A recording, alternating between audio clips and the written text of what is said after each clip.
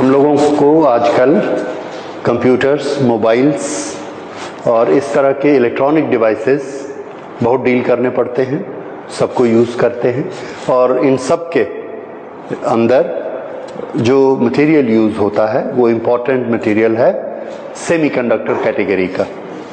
Semiconductors वो material होते हैं जिनमें इलेक्ट्रॉन का फ्लो हम कंट्रोल कर सकते हैं।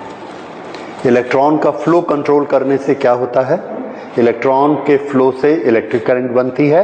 अगर हम उसके फ्लो को कंट्रोल करते हैं तो उसकी करंट को कंट्रोल कर सकते हैं। एक हमारे पास सेमीकंडक्टर है, हम चाहेंगे तो इसमें करंट फ्लो होगी, चाहेंगे तो नहीं फ्लो होगी, चाहेंगे तो ज़्यादा फ्लो होगी।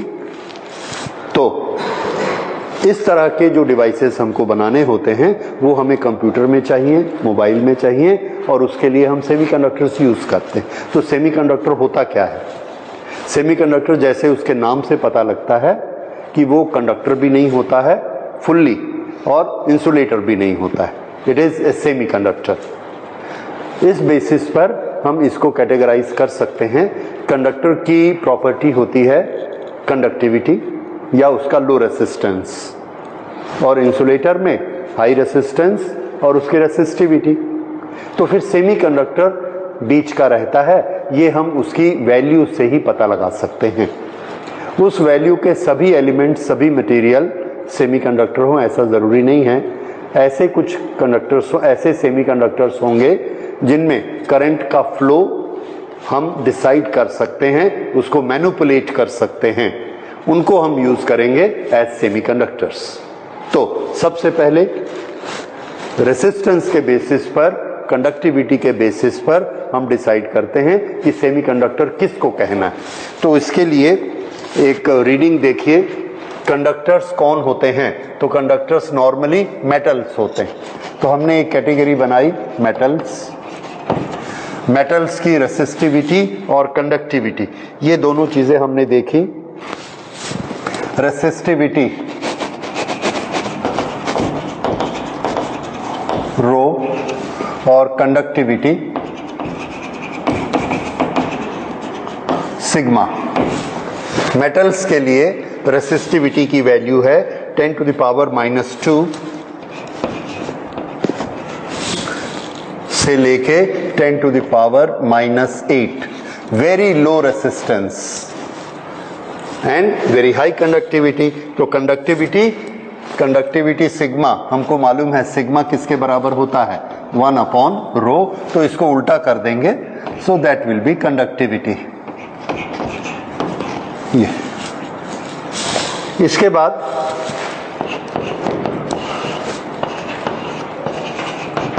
सेमीकंडक्टर्स जिसकी कंडक्टिविटी इससे थोड़ी सी कम होगी और रेसिस्टिविटी इससे ज़्यादा होगी।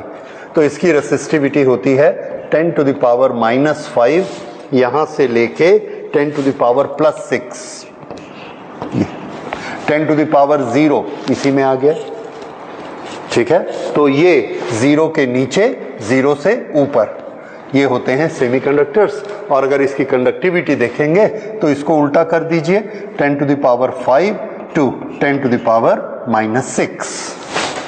अगर हम इसकी यूनिट लिखने जाएंगे, so this is resistivity is ohm metre, और ये उसका उल्टा हो जाएगा, and this is siemens per metre. Okay, ये सेमीकंडक्टर्स के लिए। और तीसरा इंसुलेटर्स के लिए, which are very highly resistive insulators, and insulators are beyond this. So insulators are generally very high, 10⁻11 to 10⁻19 ohm meter.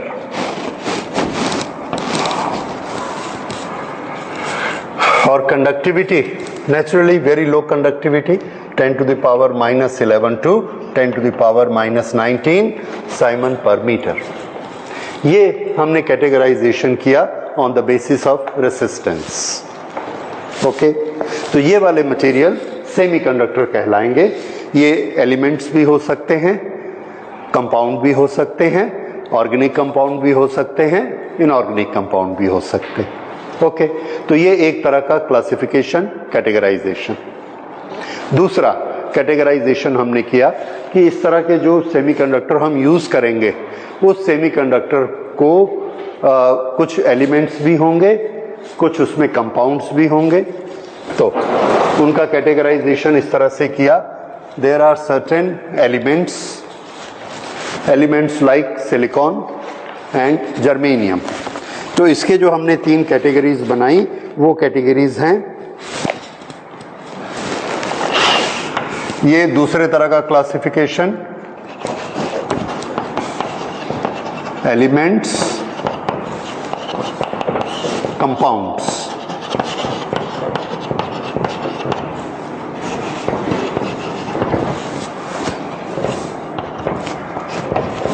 Elements में हमारे पास एग्जाम्पल्स हैं जो मैंने अभी आपको बताए, सिलिकॉन एंड जर्मेनियम। और कंपाउंड्स में फिर हमने कैटेगरीज बनाई, ऑर्गेनिक एंड इनऑर्गेनिक।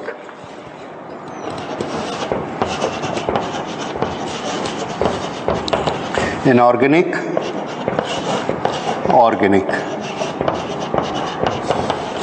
ऑर्गेनिक में फिर हमारे पास 2 तरह की कैटेगरीज हैं, एक ऑर्गेनिक और दूसरी polymers.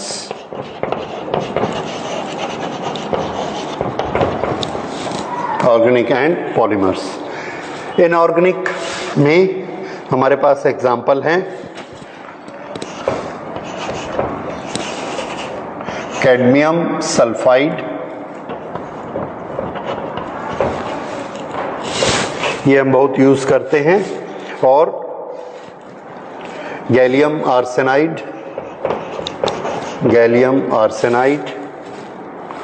Cadmium selenium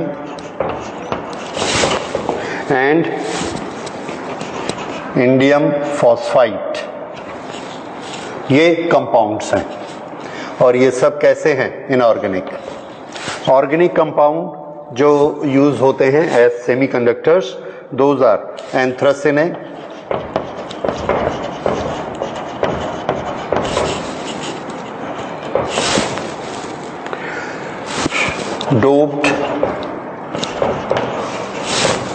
doped थैलोथियोफिन,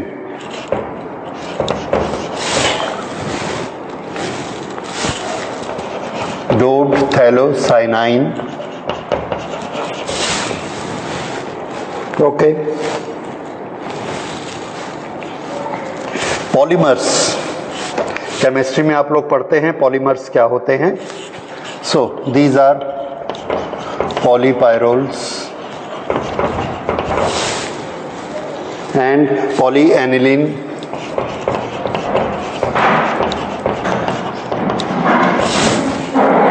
and polythiophene।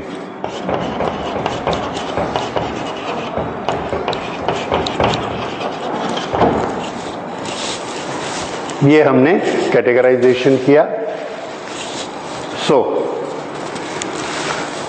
फिर से सेमीकंडक्टर्स जिनका resistance, metal are conductors, these are insulators, plastics, इनके बीच का रेसिस्टेंस होता है सेमीकंडक्टर्स का, कंडक्टिविटी भी इनके बीच की होती है, that's why they are known as semiconductors. Okay,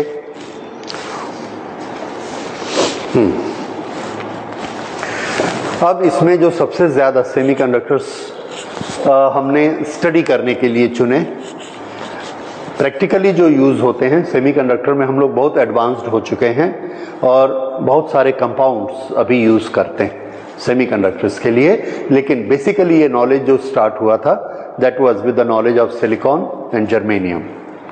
तो ये दोनों रिप्रेजेंट करते हैं सिंपली सेमीकंडक्टर्स को, तो हम लोग सारी स्टडीज इनके बेसिस पर ही करेंगे। और यही जो प्रॉपर्टीज होती हैं डिफरेंटली कम या ज़्यादा कंपाउंड्स में मिलती हैं, तो जो कंपाउंड हमको जैसी प्रॉपर्टी ज़्यादा दिखाता है, जिसकी हमको ज़रूरत होती है, उस कंपाउंड को हम यूज़ कर लेते हैं। तो स्टडी करने के पर्पज से हम लेंगे सिलिकॉन एंड जर्मेनियम।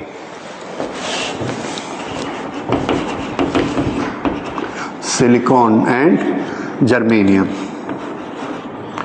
इसमें सिलिकॉन एंड जर्मेनियम,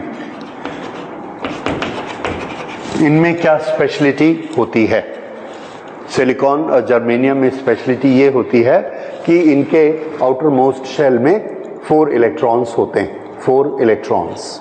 ठीक है, ओके। किसी को याद है सिलिकॉन या जर्मेनियम, इनका कॉन्फ़िगरेशन कैसा रहता है और इनका नंबर क्या होता है? ओके, थोड़ा याद करके बताइए कितना होता है। आपकी केमिस्ट्री क्या बताती है? इसमें कितने होने चाहिए? 2, 8, 4, कितने हो गए? 14। तो इसके अंदर प्लस भी कितना होगा? 14। ठीक है, so this is silicon.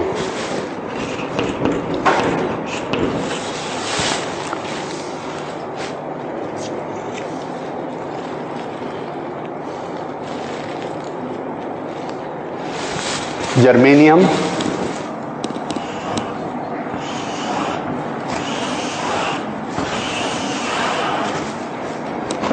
Outer most orbit में 4,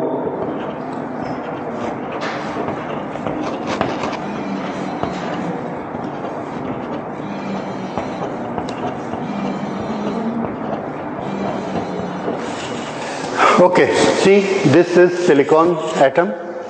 सिलिकॉन एटम में न्यूक्लियस प्लस 14 पॉजिटिव चार्जेस और इसमें इलेक्ट्रॉन्स होंगे 14।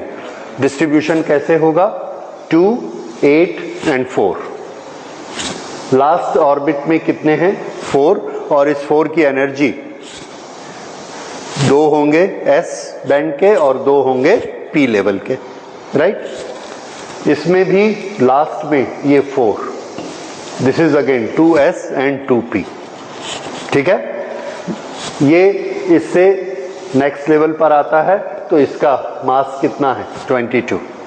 सॉरी, इसका number, atomic number for germanium is 22, for silicon it is 14, but we are not concern with that. ये 14 और 22 हमारे काम नहीं आता है। हमारे काम में कौन आते हैं? ये 4 इलेक्ट्रॉन। इन 4 इलेक्ट्रॉन का एनर्जी लेवल क्या है? 2s 2p। अच्छा, इसमें कितने इलेक्ट्रॉन रह सकते हैं आउटर मोस्ट ऑर्बिट में? जगह कितने की है? 8। 8 में से इसमें हैं कितने? 4, और सैचुरेट होने के लिए कितनी जगह खाली है? 4। अगर वो 4 आ जाएंगे तो उसका एनर्जी स्टेट्स उसकी कौन सी होंगी? P। 2 की एनर्जी स्टेट S और 6 की एनर्जी स्टेट P। ये अगर 8 आएंगे तो उसमें से ये क्या चीज है? Total places. उसमें से ये वाली क्या है? फील्ड। टोटल एनर्जी लेवल्स कितने होते हैं? 8। उस 8 में से 2 कौन से एनर्जी लेवल हैं? S लेवल के, और 6 कौन से एनर्जी लेवल हैं? P लेवल के। उसमें से 2 इसमें कौन से हैं? S लेवल के, और 2 कौन से फिलअप हो गए? P लेवल के। खाली कौन से हैं? P के 4 स्पेसेस खाली होते हैं। यहां पर भी वही चीज है, 2s 6p। This is total places of energy. Okay, अब इसमें से हमने ये फिलअप कर दिए, right. This is maximum possible.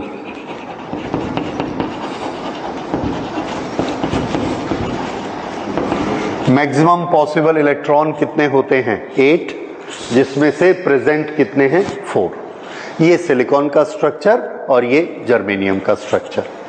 ये जो स्ट्रक्चर है 4, ये इनको एक सेमीकंडक्टर बनाता है और इससे ये हमारे काम में आते हैं।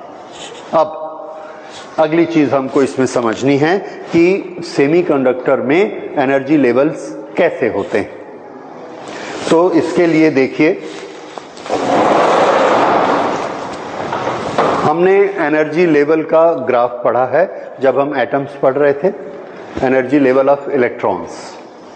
उसमें जो हमने पढ़े थे levels of energy, S level, P level, अलग अलग लेवल की एनर्जी होती है, वो हमने पढ़ा था एक सिंगल इलेक्ट्रॉन के लिए। ओके, जब एक क्रिस्टल बनता है, इस चीज को ध्यान दीजिए, जब एक क्रिस्टल बनता है तो दो एटम एक दूसरे से एक पर्टिकुलर डिस्टेंस पर होते हैं, दो न्यूक्लियस एक दूसरे से एक पर्टिकुलर डिस्टेंस पर होते हैं। तो एक एटम अगर ऐसा होता है, दूसरा एटम यहां पर ऐसे होता है, ये, तो इसके जो इलेक्ट्रॉन हैं और इसके जो इलेक्ट्रॉन हैं ये एक दूसरे से इंटरेक्ट करते हैं,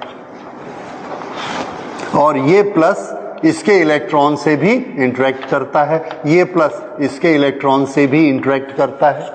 तो इनके बीच के जो फोर्सेस हैं, इनके बीच की जो एनर्जी है वो एनर्जी चेंज हो जाती है। देखिए फिर से, इलेक्ट्रोस्टैटिक्स में आपने एनर्जी का फॉर्मूला पढ़ा है, कितनी होती है energy?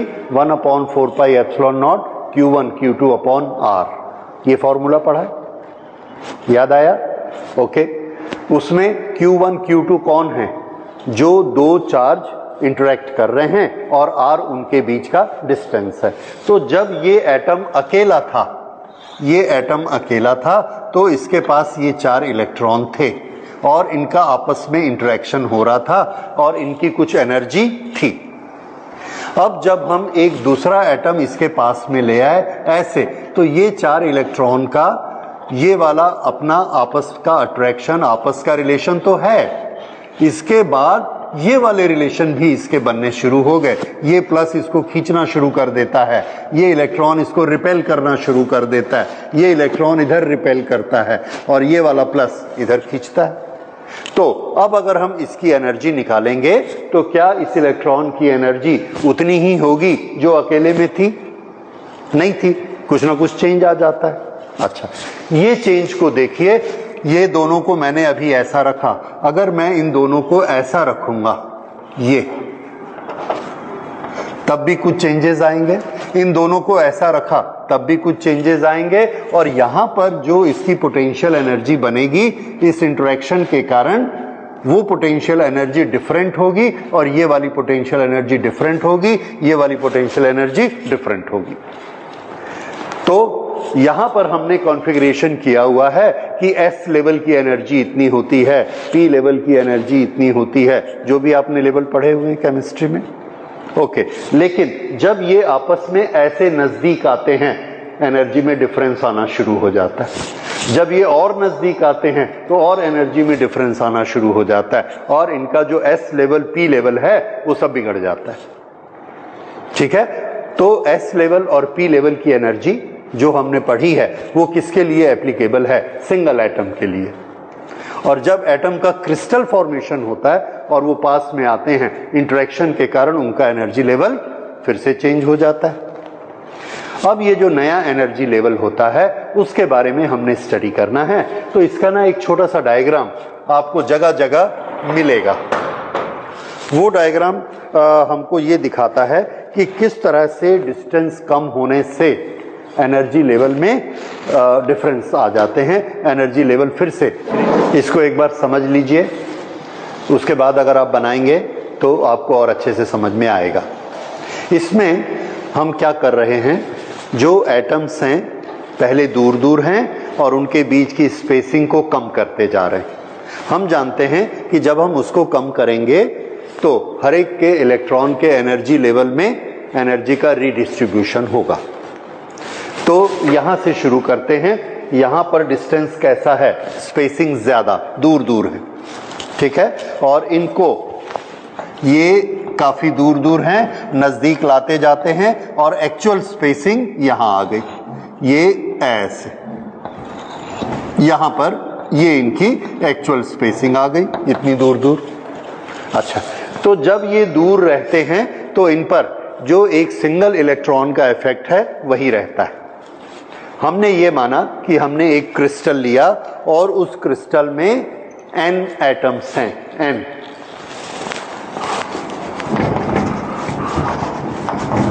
Let there be a crystal having n atoms, ये ओके। अगर n एटम्स हैं तो हमारे पास लास्ट ऑर्बिट में टोटल कितने इलेक्ट्रॉन अवेलेबल हैं? तो आंसर है एक में 4 इलेक्ट्रॉन्स हैं तो n एटम्स में कितने हो जाएंगे? 4n electrons. ठीक। लास्ट ऑर्बिट में कितनी जगह अवेलेबल होती है? तो आंसर है टोटल 8 अवेलेबल होती है, जिसमें से 4 फिल्ड है और 4 अनफिल्ड है। तो जो हमारे पास एनर्जी स्टेट्स अवेलेबल होते हैं अकॉर्डिंग टू एटम स्ट्रक्चर, कितने एनर्जी स्टेट अवेलेबल होते हैं? 8। तो अगर हमारे पास n इलेक्ट्रॉन्स हैं तो n एटम्स हैं तो लास्ट ऑर्बिट में ये हमारे पास कितने स्पेस अवेलेबल हैं? 8 multiplied by n space available, that is states, energy states. कितने एनर्जी स्टेट अवेलेबल होते हैं? 8। और अगर n एटम्स हैं तो कितने हो जाएंगे? 8n states in n atoms. Electron कितने हैं? एक में 4 हैं और n एटम्स में कितने इलेक्ट्रॉन्स हो जाएंगे? 4n इलेक्ट्रॉन्स एक्चुअल है। तो ये दो चीजों को समझिए। स्टेट्स कितने अवेलेबल हैं? 8n, जिसमें से इलेक्ट्रॉन कितनी स्टेट्स के पाए जाएंगे? 4n इलेक्ट्रॉन्स पाए जाएंगे जो किसी न किसी स्टेट के होंगे। ओके। जब इनमें डिस्टेंस ज्यादा होता है तो देखिए s लेवल के इलेक्ट्रॉन, फिर से मैं बताऊं, जब डिस्टेंस ज्यादा होता है तो इनका बिहेवियर कैसा होता है? जैसे ये अकेले हैं, इंडिविजुअल एटम, और इंडिविजुअल एटम में 2 इलेक्ट्रॉन किसमें रहते हैं? s में, और 2 इलेक्ट्रॉन किसमें होते हैं? p में। सिर्फ इतने पोर्शन को समझिए। s लेवल में स्टेट्स भी कितने होते हैं? 2। इलेक्ट्रॉन भी कितने होते हैं? 2। अब इस ऑर्बिट में बाकी जो 6 हैं वो 6 स्टेट किस लेवल की होती हैं? p लेवल की, लेकिन उसमें इलेक्ट्रॉन कितने हैं? 2 p लेवल के। तो टोटल स्टेट्स कितनी हैं? 2 + 6 8। उसमें से इलेक्ट्रॉन कौन कौन से हैं? 2 s लेवल के और 2 p लेवल के। Is this point clear? अगर n एटम हैं तो n के साथ मल्टीप्लाई कर दिया, तो टोटल स्टेट हमारे पास कितने अवेलेबल हैं? 8n। इलेक्ट्रॉन कितने में भरे हुए हैं? 4n। ये अब बात आपको क्लियर हुई? टोटल स्टेट अवेलेबल कितने? 8n। और इलेक्ट्रॉन कितनी स्टेट्स के मिलते हैं हमको? 4n स्टेट्स के इलेक्ट्रॉन मिलते हैं। वो जो 4n इलेक्ट्रॉन मिलते हैं उसमें 2n इलेक्ट्रॉन का एनर्जी लेवल, स्टेट लेवल कौन सा होता है? s। और 2n का कौन सा होता है? p। ये p हायर एनर्जी और s लोअर एनर्जी। इसको हमने यहां पर बनाया, ये दोनों के बीच का गैप। ठीक है। अब हमने इन एटम को ऐसे नजदीक लाना शुरू किया। हमको क्रिस्टल बनाना है। क्रिस्टल बनाते समय ये एटम ऐसे आ जाएंगे पास में। जैसे ही हम इनको पास में लाते हैं, इनका इंटरेक्शन होता है, इनके एनर्जी के लेवल चेंज होते हैं। इसको हम यहां पर ले आए, रीजन ए से चलाकर कहां ले आए? रीजन बी में, ये नजदीक वाला रीजन। अब हम क्या देखते हैं कि इसके पास जो 2n इलेक्ट्रॉन थे और 6n स्टेट थे, ये इसमें एनर्जी का लेवल, ये वाला फिक्स एनर्जी का लेवल नहीं रहा। कुछ एनर्जी का लेवल इतना हो गया, कुछ का इतना हो गया, कुछ का इतना हो गया और कुछ का इतना हो गया। यानी सब इलेक्ट्रॉन की एनर्जी एक जैसी नहीं रही, इलेक्ट्रॉन की एनर्जी कम ज्यादा होने लगी। कौन से? ये वाले 2 इलेक्ट्रॉन की। कुछ की इससे कम हो गई p से और कुछ की p से ज्यादा हो गई।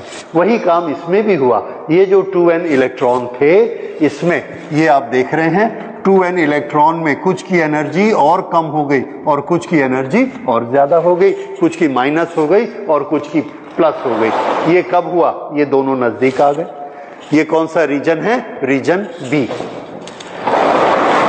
यहां पर ये इतनी दूर दूर हैं। जब हम इसको रीजन बी में लेके आते हैं तो ये वाला डिस्टेंस थोड़ा सा कम हो गया और ये यहां पर आ गए, नजदीक नजदीक।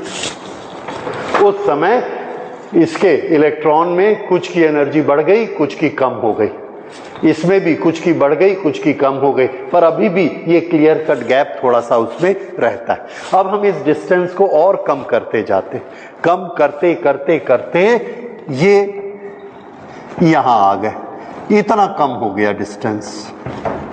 अब इतना कम हो गया तो ये इलेक्ट्रॉन की एनर्जी का डिस्ट्रीब्यूशन बदलता गया, कुछ पी लेवल से बहुत ऊपर उठ गए, कुछ पी लेवल से बहुत नीचे आ गए, और ये वाले एस लेवल से कुछ ऊपर उठ गए और कुछ इसमें से नीचे आ गए। जब ये डिस्टेंस एक पर्टिकुलर डिस्टेंस पे आता है तो हम क्या देखते हैं कि ये नीचे आते आते कुछ इलेक्ट्रॉन और इसके ऊपर जाते जाते कुछ इलेक्ट्रॉन, इनकी एनर्जी बराबर हो जाती है। अब देखिए ये पूरे रीजन में हमको इलेक्ट्रॉन मिल रहे हैं, ये सब। अब ये सारे इलेक्ट्रॉन की एनर्जी आपस में मिक्सअप हो गई, कुछ की एनर्जी इतनी, कुछ की इतनी, कुछ की इतनी, कुछ की इतनी, कुछ की इतनी, कुछ की इतनी, और ये जो बीच में पार्टीशन था कि ये P है और ये S है और यहां पर कोई इलेक्ट्रॉन नहीं मिलता, यहां पर ये इतना सा बचा कि इस रीजन में कोई इलेक्ट्रॉन नहीं मिलता।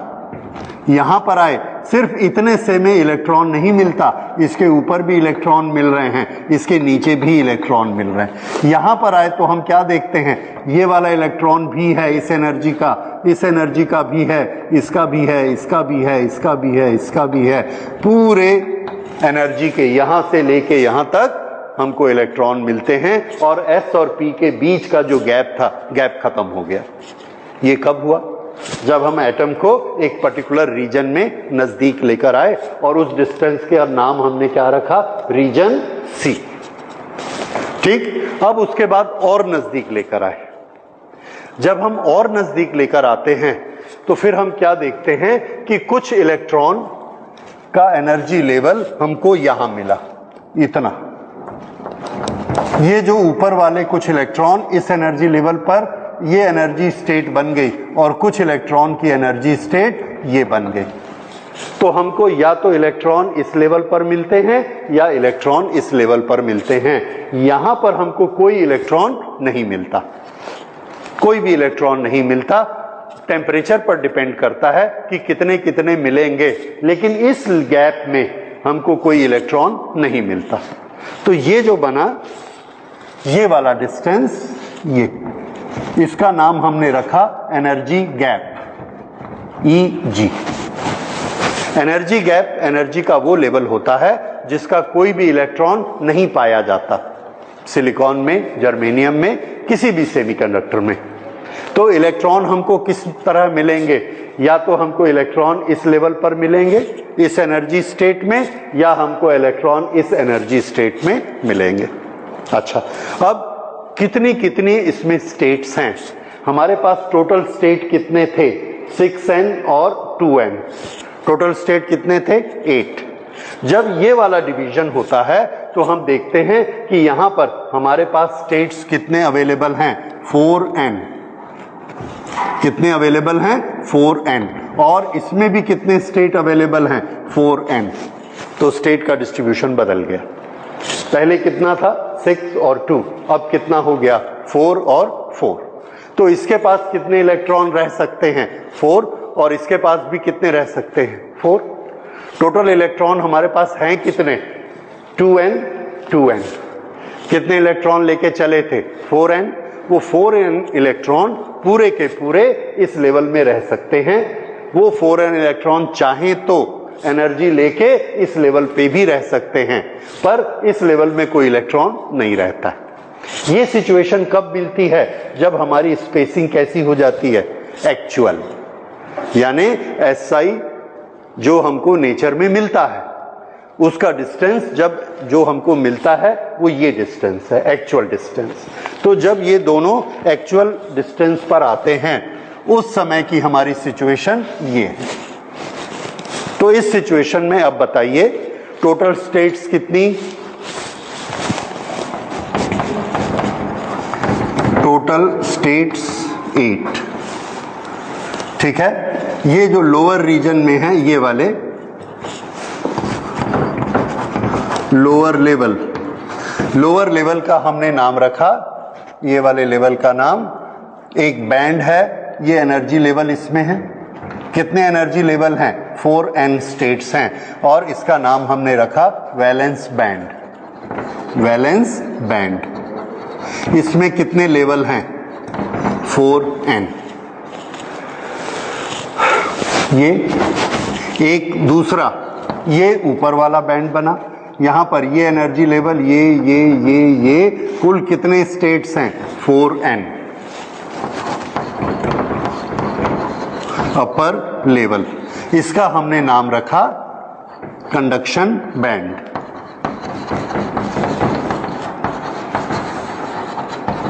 कंडक्शन बैंड, इसमें कितने स्टेट्स अवेलेबल हैं? 4n स्टेट्स, ठीक है। और इन दोनों लेवल के बीच में ये एक एनर्जी का गैप है, तीसरा एनर्जी गैप।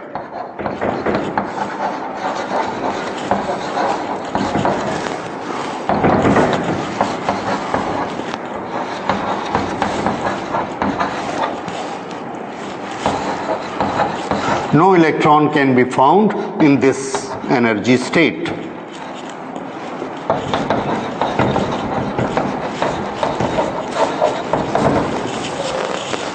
ओके, तो इलेक्ट्रॉन हमको किस किस लेवल पर मिले? या तो इस एनर्जी लेवल पर मिले या इस एनर्जी लेवल पर मिले।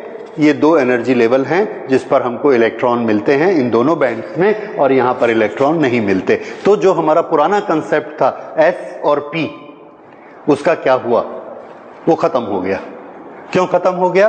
क्योंकि वो कंसेप्ट किसके लिए था? एनर्जी स्टेट्स का एक सिंगल एटम के लिए था। और जब हम क्रिस्टल बनाते हैं तो हमने n एटम्स को इकट्ठा करके क्रिस्टल बनाया, और क्रिस्टल बनाने में एटम नजदीक में आते हैं, एनर्जी का रीडिस्ट्रीब्यूशन होता है, एनर्जी इज रीडिस्ट्रीब्यूटेड। ओके, तो एनर्जी का रीडिस्ट्रीब्यूशन इस डायग्राम के अनुसार होता है। तो जैसे जैसे नजदीक आते हैं, ये जो S और P का गैप है धीरे धीरे खत्म हो जाता है, और सभी इलेक्ट्रॉन पूरे थ्रू आउट डिस्ट्रीब्यूट हो जाते हैं। जब ये गैप और कम होता है तो हम देखते हैं फिर से इसमें दो अलग अलग रीजन बन गए, कुछ इलेक्ट्रॉन इस रीजन में मिलेंगे और कुछ इलेक्ट्रॉन इस रीजन में मिलेंगे, ठीक है। और दोनों के बीच में एक ऐसा एरिया बन गया जिसमें कोई इलेक्ट्रॉन नहीं मिलता है। तो ये वाले का नाम हमने रखा, इस सब एनर्जी लेवल को मिला के वैलेंस बैंड, और ये वाले सब को मिला के इसका नाम क्या रखा? Conduction band. और ये बीच में क्या बना? Energy gap. अब अगर हम ये वाला जो रीजन है, ये रीजन सिर्फ इसी का डायग्राम बनाएं, तो ये डायग्राम कैसे बनेगा? देखिए, ये डायग्राम ऐसे बनेगा।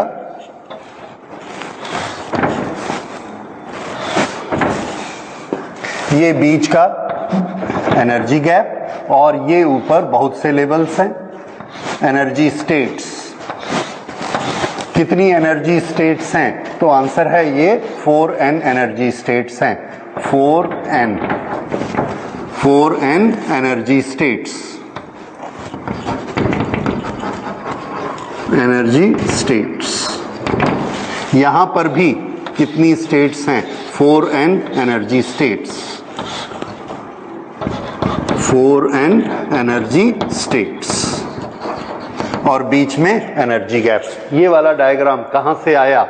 ये वाले को हमने मैग्नीफाई किया, यहां आया। इधर को छोड़ दिया, इधर वाले को भी छोड़ दिया, सिर्फ इतना सा डायग्राम बनाया, वो ये बना, ठीक है। तो ये अब इसी डायग्राम पर ही काम करेंगे हम लोग। ये सेमीकंडक्टर का डायग्राम हमारे काम में आएगा, क्योंकि ये वाला डिस्टेंस कौन सा है? एक्चुअल। और क्रिस्टल को लेके एक्चुअल डिस्टेंस पर जब हम काम करते हैं तो हमको ऐसे एनर्जी लेवल मिलते हैं, S और P वाले एनर्जी लेवल नहीं मिलते। Is this point clear? Okay, अब इसके बाद ये जो एनर्जी लेवल्स हैं, ये एनर्जी लेवल सिलिकॉन के हैं। बाकी चीजों का क्या होगा? तो बाकी चीजों में भी हमने इन लेवल्स को देखा कि ये कैसे कैसे रहते हैं। तो हमने ये देखा कि जिनको हम मेटल्स कहते हैं, जिनको इंसुलेटर कहते हैं और जिनको सेमीकंडक्टर कहते हैं, उनके एनर्जी लेवल्स में एनर्जी गैप कैसा कैसा होता है और उनमें इलेक्ट्रॉन कहाँ कहाँ हमको मिलते हैं। तो ये तीन चीजें हमने देखी और हाँ, इसके नाम नोट कर लेते हैं। इसका नाम हमने क्या रखा? Valence band. इसका नाम हमने रखा कंडक्शन बैंड।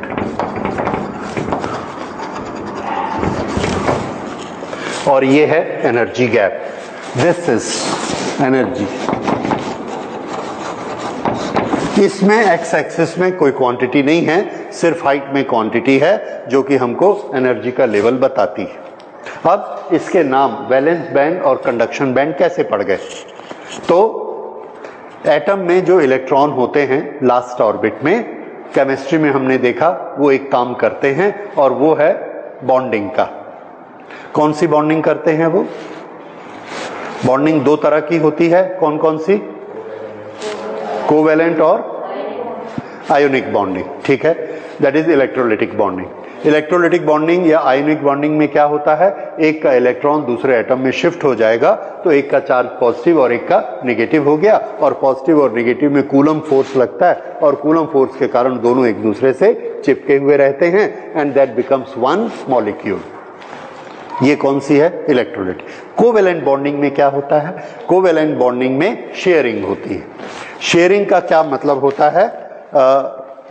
शेयरिंग का मतलब है कि हमारे पास ये एक एटम है, इस एटम के पास 4 इलेक्ट्रॉन हैं, ये दूसरा एटम है, इसके पास भी 4 इलेक्ट्रॉन हैं, और इसको दोनों को 8 इलेक्ट्रॉन्स की जरूरत है दोनों में, तब 8 इलेक्ट्रॉन होने से इसमें स्टेबिलिटी आएगी और ये एग्जिस्ट कर सकता है।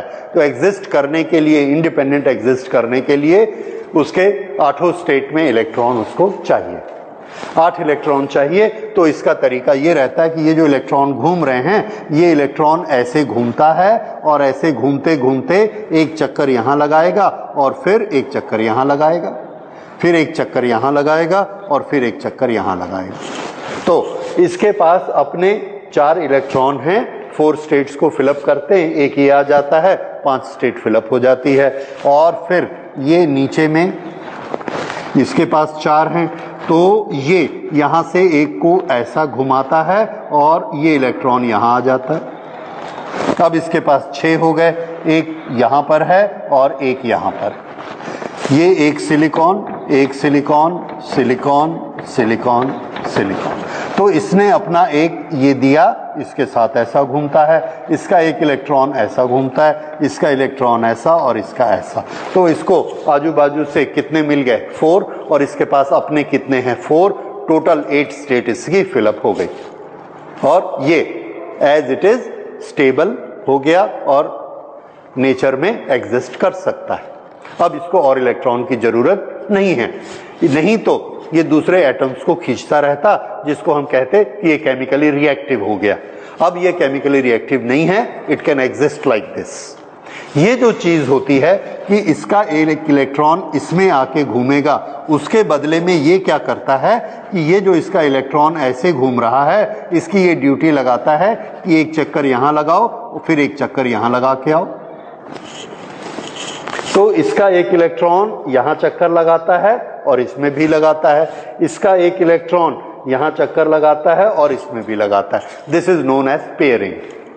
तो इन दोनों के बीच में ये पेयरिंग होती है। इधर भी एक पेयरिंग है, इधर भी एक पेयरिंग है और इधर भी एक पेयरिंग है। तो अब इसके पास 1 2 3 4 5 6 7 8 स्टेट इसकी फिलअप हो गई। इसके पास ये इधर से फिर एक सिलिकॉन है, इधर चारों तरफ सिलिकॉन है। तो इस तरह से हर एक दूसरे से इलेक्ट्रॉन ले लेता है और लेके अपनी पेयरिंग कंप्लीट करता है। तो इस इलेक्ट्रॉन के पास जो एनर्जी है, वो एनर्जी किस काम में आ रही है? वो एनर्जी से वो चारों तरफ इसके चल रहा है उस एनर्जी से ये या तो इसके चारों तरफ चलता है या इसके चारों तरफ चलता है, फिर इसके चारों तरफ चलता है, फिर इसके चारों तरफ चलता है, फिर ऐसा चलता है, ऐसा चलता है, लेकिन कभी भी ये ऐसे चलते चलते ऐसे बाहर नहीं जा सकता। क्यों नहीं जा सकता? क्योंकि बाहर जाने के लिए एनर्जी ज्यादा चाहिए। किसी भी चीज को हम बाहर फेंकेंगे तो उसको एस्केप एनर्जी चाहिए, उसके पास बाइंडिंग एनर्जी से ज्यादा एनर्जी होनी चाहिए, तब वो अपने ऑर्बिट को छोड़ सकता है, नहीं तो नहीं, तो ये बाहर नहीं जा सकता। इतनी कम होती है इसकी एनर्जी, लेकिन फिर भी ये एक काम, एक ड्यूटी अपनी पूरी करता है। वो कौन सी ड्यूटी है? वैलेंसी फुलफिल करने की। तो ये वैलेंसी फुलफिल करता है और इसकी एनर्जी कम लेवल की होती है। उस एनर्जी को जब हम यहाँ लेवल देते हैं तो देखते हैं इसकी एनर्जी इस लेवल की है, किसी और की एनर्जी इस लेवल की है, किसी की एनर्जी इस लेवल की है, किसी की एनर्जी इस लेवल की है, किसी की इसकी ऐसे, सब इलेक्ट्रॉन की। लेकिन कोई भी इलेक्ट्रॉन बाहर जाके फ्री नहीं होता है। फ्री होने के लिए बहुत ज्यादा एनर्जी चाहिए। तो ये सब इलेक्ट्रॉन का एनर्जी स्टेट कौन सा होता है, यहां से लेके यहां तक। और ये कितने हैं?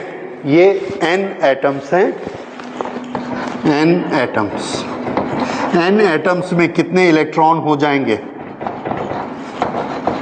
4n electrons. ये सारे के सारे इलेक्ट्रॉन किसका काम करते हैं? वैलेंसी का। तो 4n स्टेट्स, 4n स्टेट्स कौन सी हो गई? वैलेंसी की। ये 4n स्टेट मैंने बना दी वैलेंसी की, ठीक है। तो ये इसलिए इसका नाम क्या पड़ा? Valence band. अब हमने ना इसको एनर्जी दी। एनर्जी दी कैसे? हीट करके। हीट करके जब हमने एनर्जी दी या किसी दूसरे तरीके से एनर्जी दी तो इसका एक इलेक्ट्रॉन ये अपनी ड्यूटी छोड़ के ये बाहर चला गया। बाहर चला गया कहाँ? यहाँ बीच में कहीं घूम रहा है, यहाँ घूम रहा है, यहाँ घूम रहा है, यहाँ घूम रहा है। इसको बोलेंगे लैटिस। एक जाल बना है लैटिस, उसके बीच में जो गैप रहते हैं उसमें इलेक्ट्रॉन घूम रहा है, ऐसा मानिए। उसकी एनर्जी कैसी है? ज्यादा। ओके, इसलिए वो ऑर्बिट से निकल गया। बाइंडिंग एनर्जी अगर हो तो एक सैटेलाइट चारों तरफ घूमता है अर्थ के, और अगर एनर्जी को ज्यादा कर दो तो स्पेस में चला जाता है। इसी तरह से ये स्पेस में आ गया। ये अब इलेक्ट्रॉन के पास एनर्जी कैसी है? ज्यादा है, उससे ज्यादा है। और ये कौन सी ड्यूटी से मुक्ति पा गया है? घूमने वाली ड्यूटी से। यानी अब ये वैलेंसी का काम नहीं करता, खाली घूमता है। अब अगली चीज देखिए, हमने क्या किया? इस क्रिस्टल के दोनों तरफ प्लस माइनस प्लेट लगा के बैटरी से कनेक्ट करके यहां पर एक इलेक्ट्रिक फील्ड पैदा किया। इलेक्ट्रिक फील्ड सब चार्जेस पर जोर लगाता है, सब चार्जेस पर फोर्स लगाता है कि उनको मूव करना है। उसने इस इलेक्ट्रॉन पर फोर्स लगाया, मूव करना है। अगर ये मूव करने की कोशिश करता है तो ये प्रोटॉन इसको मना कर देता है कि भैया तुम ये घूमने की ड्यूटी में लगे हो, इसी में लगे रहो, बाहर नहीं जाओगे। और उसमें उतनी ताकत नहीं है कि वो बाहर जाकर इलेक्ट्रिक फील्ड के साथ साथ दौड़ सके। उसके पास उतनी एनर्जी नहीं है। सिर्फ कितनी एनर्जी है? गोल गोल घूमने की। इसके पास, इसके पास, इसके पास, इसके पास। लेकिन ये क्या कर रहा है? ये अपना इस ड्यूटी से फ्री होकर बाहर आ गया है। इसका नाम हमने रख दिया है फ्री इलेक्ट्रॉन। ये फ्री इलेक्ट्रॉन की एनर्जी ये वाले वैलेंस वाले इलेक्ट्रॉन की एनर्जी से ज्यादा थी, इसलिए ये वैलेंस की ड्यूटी से निकल गया। अब इलेक्ट्रिक फील्ड ने इस पर फोर्स लगाया। इलेक्ट्रिक फील्ड कितना फोर्स लगाता है? Q इंटू ई। इलेक्ट्रॉन है तो E इंटू ई। ये इसने फोर्स लगाया और फोर्स लगा के इसको खींचा। इसको और कोई काम नहीं है, घूमने की ड्यूटी है नहीं, फोर्स लगता है, ये चल पड़ता है। अब अगर ये इलेक्ट्रिक फील्ड के इफेक्ट में आके चलना शुरू कर देगा तो चार्ज का मोशन क्या कहलाता है? Conducting of electricity.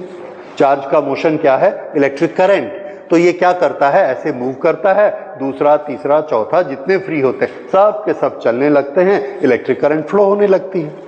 तो हम क्या कहते हैं कि इस इलेक्ट्रॉन के पास इतनी एनर्जी थी कि ये इलेक्ट्रिक करंट बना पाया, और इस इलेक्ट्रॉन के पास इतनी एनर्जी नहीं थी, ये सिर्फ वैलेंसी कर रहा था, ये इलेक्ट्रिक करंट नहीं बना पाया, करंट को कंडक्ट नहीं कर पाया। तो करंट को जो कंडक्ट करता होगा इलेक्ट्रॉन, उसकी एनर्जी के बारे में बताइए, उसकी एनर्जी कैसी है, कम कि ज्यादा? ज्यादा एनर्जी, तभी तो वो छोड़कर गया था। ओके, तो हम ये समझ गए कि एक इलेक्ट्रॉन ऐसा भी होता है जिसके पास एनर्जी ज्यादा होती है, और वही इलेक्ट्रॉन है जो इलेक्ट्रिक करंट को फ्लो करा सकता है। अब उसको हम ग्राफ में दिखाना चाहते हैं कि उसका एनर्जी लेवल कितना है। हमने देखा उसका एनर्जी लेवल इतना मिला हमको, इतनी हाई, ये एनर्जी लेवल। दूसरे इलेक्ट्रॉन को देखा इतना, तीसरे इलेक्ट्रॉन को देखा इतना, चौथे को देखा इतना, ऐसा बहुत सारे इलेक्ट्रॉन को देखा। कोई भी इलेक्ट्रॉन ऐसा नहीं मिला जिसका एनर्जी लेवल इतना हो, इतना। जो इलेक्ट्रॉन करंट को फ्लो करा सकता है उसका कम से कम एनर्जी लेवल इतना मिलता है, या उससे ज्यादा ज्यादा ज्यादा ज्यादा, इससे कम नहीं मिलता। जो इलेक्ट्रॉन इसमें घूम रहा है उसका एनर्जी लेवल इतना इतना इतना, ज्यादा से ज्यादा इतना, इससे ऊपर एनर्जी का नहीं मिलता। तो ये चीज, ये वाला एनर्जी का क्या बन गया? गैप। या तो इलेक्ट्रॉन हमको मिलते हैं इतनी एनर्जी के जो वैलेंसी का काम कर रहे हैं, या हमको इलेक्ट्रॉन मिलते हैं इतनी एनर्जी के जो कि कंडक्शन का काम कर रहे हैं। इस तरह से दो क्लियर कट बैंड बन गए, और इस बैंड में बहुत सारे लेवल्स बन गए। इसमें एनर्जी के कितने लेवल्स हैं? 4n। इसमें एनर्जी के कितने लेवल्स हैं? 4n।